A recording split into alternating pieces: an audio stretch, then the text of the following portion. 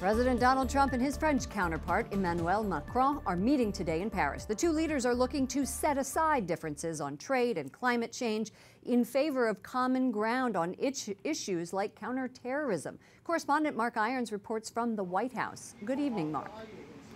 Good evening, Lauren. The two presidents held a joint press conference at the French presidential palace. They acknowledge disagreements but say that won't disrupt the friendship that dates back to the American Revolution. And they identified areas where the U.S. and France can work together.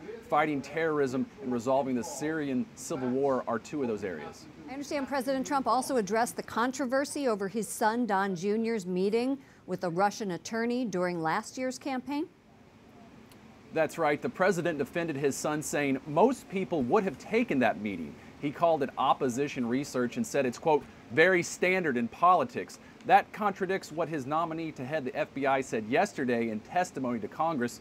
Christopher Wray says Donald Trump Jr. should have alerted authorities.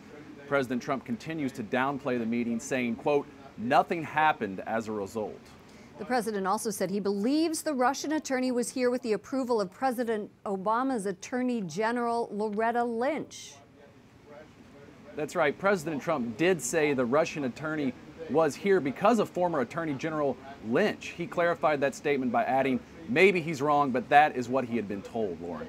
On the Paris Climate Agreement, the French president said he understands Trump's position. But did he try to convince him to sign the deal? Well, President Macron says he knows Trump committed to exiting the controversial agreement as one of Trump's campaign promises. The two leaders will meet again for dinner at the Eiffel Tower tonight, where talks will continue. President Trump said today, quote, something could happen with respect to the Paris Accord. If something happens, that would be wonderful. And if it doesn't, that would be okay too, in that quote. Lauren. Correspondent Mark Irons at the White House. Thank you, Mark.